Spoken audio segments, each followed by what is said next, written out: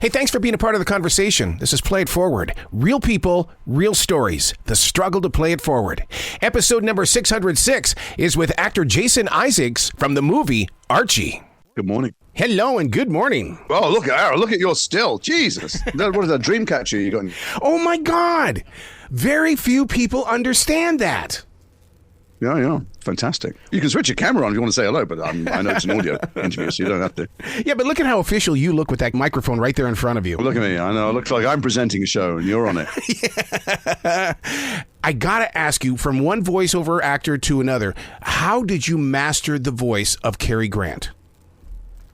Well, I didn't. Here's the answer. Oh, my God. I tried to master the voice of Archie Leach, and I could not find a recording of Cary Grant anywhere, and it was a nightmare. There's the movies, but that's not what he sounded like. I knew it wasn't what he sounded like, partly because his daughter Jennifer said to me he was more English than that. He was always correcting her pronunciations. But secondly, because he says he uses exactly the same intonation pattern for every line. Almost every line in every movie he says in exactly the same way. And I just knew that if he dropped hot coffee in his lap in the morning, that wasn't the voice he used. And also, when his marriage was going horribly wrong to Dyan Cannon, he was screaming at her all the times. He was crying because he cried a lot. He was very phlegmatic and volcanic emotionally. I just knew he wasn't this voice that he used in the movies. Yeah. So I asked the research team, please find me an interview, find me a talk show, find me one of these conversations like we're having. And he didn't do them. Wow. He didn't do any of them because he knew that the real Archie Leach was so millions of miles away from the Cary Grant that the world knew and loved that he didn't want the mask to drop and the public to see who he was. So I was panicking, frankly, as we got closer to starting rolling cameras, because I thought, I just don't know how he sounded. And then I came across an interview. I read an interview that was clearly a transcript. I tracked the guy down who'd done it, hadn't been a journalist for 40 years. He was a student journalist when he did it. And I said, listen, I found this interview. It looks like a transcript. Did you record this thing? And he started to panic and be very cautious and wondered who I was and why I was asking. And I explained, look, I'm just an actor and I'm playing him. I'm desperate to hear his own voice. And he told me the story. He had been a student and his university were doing a film festival, Cary Grant films. And so he wrote to Cary Grant's lawyer and said, is there any chance, I know Mr. Grant doesn't do movies, hasn't worked for decades, but is there any chance he would answer some written questions? And he got a letter back saying, if you phone this number on Saturday morning, you can have a chat. So he went down to the university radio department and he phoned up, not knowing what was going to happen. And sure enough, Barbara Grant, his fifth wife, got on the phone. She says, hold on a second, I'll just get Cary. And Cary Grant came on the phone. And this 22-year-old kid, you can hear him gulping and you hear his stomach going to knots. And Cary Grant, the very first thing he says is, you're not recording this, are you? I don't want this recorded. And he said, well, I was thinking, he said, no, don't. I don't want it recorded. Wow. So he gestured to his friend in the booth. He said, stop. He said, sure. And his friend nodded. They had a conversation for an hour, at the end of which his friend said, I did record it. Obviously, I'm not stupid. Mm-hmm. And he hadn't played it to anyone in 40 years out of respect for Cary Grant's wishes. And I said, I begged him. I begged him, please. I said, I've got to know what he sounded like. And he played it to me. And that's the voice that I try to copy or inhabit in the show because it's much more insecure. And he's got a higher laugh, and he's just less of that kind of masculine certainty that he projects in all of his characters. Yeah. Essentially, if he's unflappable on screen, in life he was a very flappable man, very emotionally fragile, and his voice reflects that too. Wow. See, that opens up my eyes now to go back and watch it again because I was so convinced, but I have to remind myself that this movie isn't about Cary Grant, it's about Archie. No. And that I was so drawn into this because I think there are so many creative people that are silently going through these storms. I think that's absolutely right. I wouldn't have taken the job if it was to play Cary Grant because you'd be a moron to try and replicate the world's sexiest, the most beloved man for 30 years. The thing is, he struggled to play the world's sexiest man for 30 years because behind closed doors, he wasn't that at all. He was extremely vulnerable and extremely angry, full of rage and self-hatred and felt unlovable. Ironically, having won the love of the entire world, he still felt like the child he had been, who was so badly abused and neglected and abandoned, who was permanently starving. Just couldn't eat anywhere. So ate everything. Adult Cary Grant ate unrelated to hunger. What was on his plate, what was on Dyan's plate, what was on anyone else's plate, and then couldn't bear to see food in the waste bin, just retrieved it all the time, put it in the fridge, told Jennifer off if she ever didn't completely finish every part of an apple. So, yeah, I think that the challenge here was to throw away the expectations of the audience who think they're going to watch Cary Grant and surprise them by going, this is who he was when he stepped through his front door. Wow. You know, you talk about that apple. I in my own personal life, dude, my dad would say the same thing. Every bit of that apple better be gone. And to this day, I eat every single bit of that apple. There is no apple core. No, that makes sense. Look, my dad's 91. And when he was a kid, was a little kid, even the day he started school, they came to get him in the middle of the day and went, Isaacs. They pulled him out and they said, you're not at this school anymore. Because his dad was a bit of a ne'er-do-well and was continually not managing to pay rent. And they were kicked out of their house or bailiffs came to take everything away. And he's 91 years old and he still has nightmares about bailiffs. Well, that's not a fraction as abusive as Cary Grant's childhood was. And so while he was the most beloved person in the world, and as Dyan said to me, honey, we walk into a room and everybody wanted him. I mean, people stopped breathing, the men, the women. He just radiated beauty, but he felt disgusting. And he felt he was unlovable. And so all the people that he married, for instance, and the other relationships he had, he drove them away. He made them reject him by behaving so abominably that he was testing them. And sure enough, in the end, it fulfilled exactly what he expected. They abandoned him.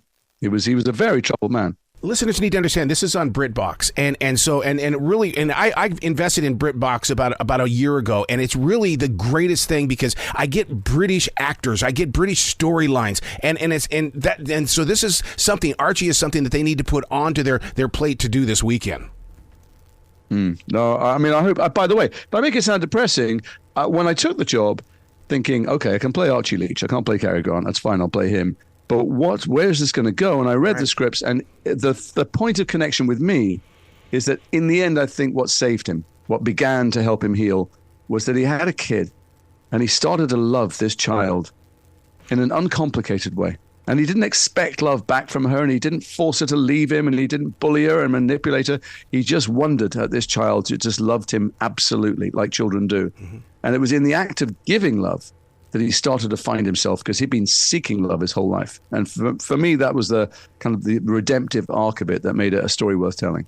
So how did Dyan and Jennifer act and react while this was coming together? Because, I mean, this is their life. Sure. I mean, this is touchy stuff. So Jeff Pope, the brilliant writer who has a long history of taking real-life stories and making award-winning drama out of them. Americans will know him from Philomena and Stan and Ollie, but British people know him for a lot of very political stuff and crime-based stuff. He read Jennifer's book at an airport. And Jennifer had a very different picture of Cary Grant. He was a doting dad. He'd retired from acting, and he just focused all of his energy and life into giving her the perfect childhood that he didn't have. So she wrote this book, and he read it and went, wow, that's the biggest star in the world, stopped acting and became a stay-at-home dad. That's so wild. Then he got hold of Dyan's book, and he went, ooh, that's who he was. Oh, wow. I had no idea. So they have very different stories to tell, Jeff. And Jeff was very clear to them early on, look, I'll bring you on board. You can be executive producers. It's my story. I'm not going to temper anything or hold back for fear of upsetting either of you. I want to tell the story as I find it to be true and believe it to be true. And they both, I have to say, hats off to them. It was very brave of them, particularly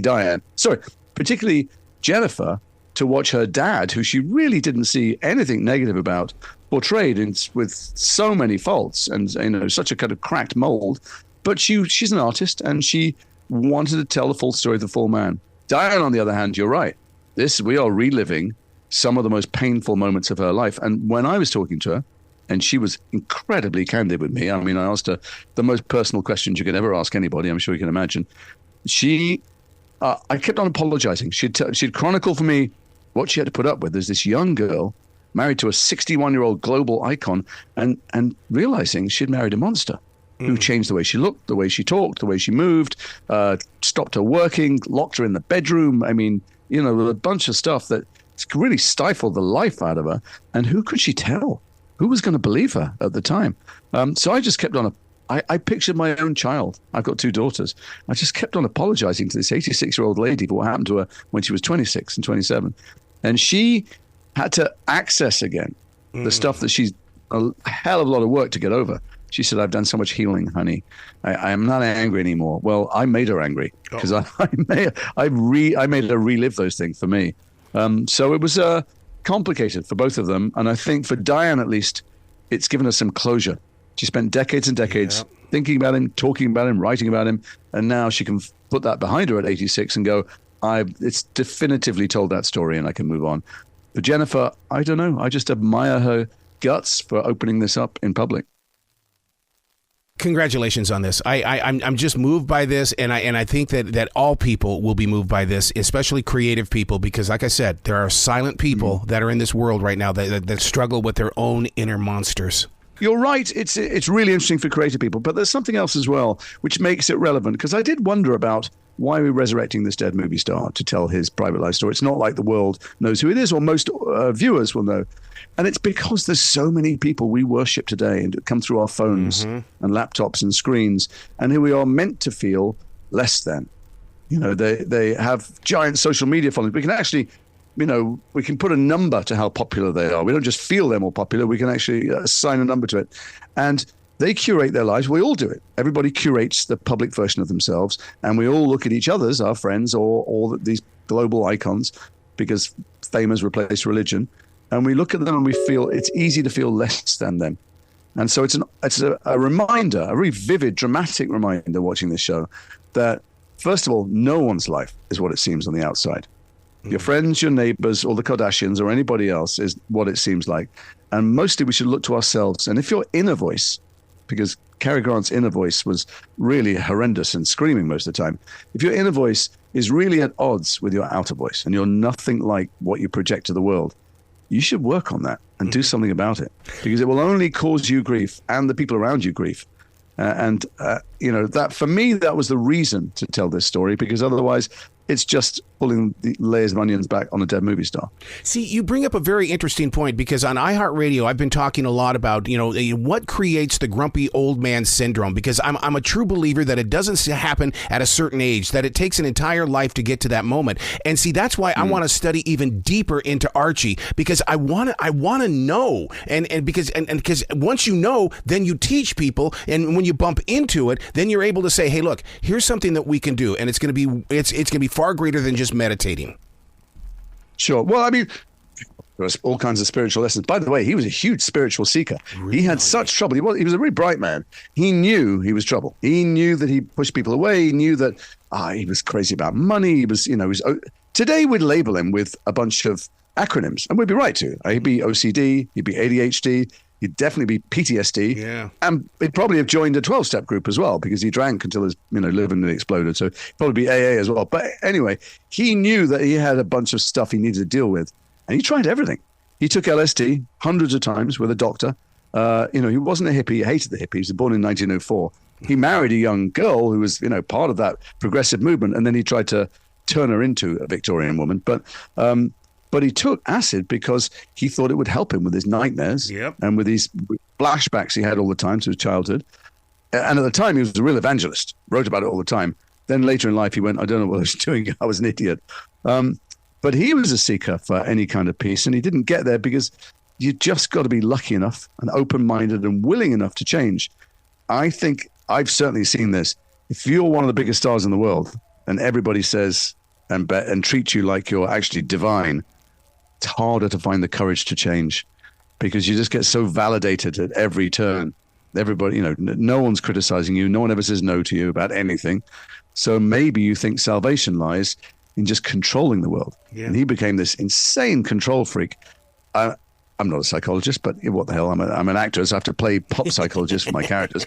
And I think that what he was trying to do was control literally every aspect of everything he ever encountered, including the people that he loved. Because maybe, just maybe then, he could stop the chaos from re-entering his mind. The kind of randomness and carnage of his childhood. And it doesn't work. You talked about how when he would walk in the room that everybody would just be drawn to him. I think that was transferred also to Dyan Cannon, because, as a kid growing up watching Dyan Cannon, she stole the air out of my lungs. And I think she learned that. Oh, I don't know if it's a skill. Look, he had this thing growing up. He was monstrously abused, but he was gorgeous. When he started turning into a teenager, he was pretty. and he knew he was pretty, and he knew it was something he could use, and he was starving. So in New York, he was a male escort. He did what he had to do to survive. And I think that stuff, that the shame of that stayed with him his whole life.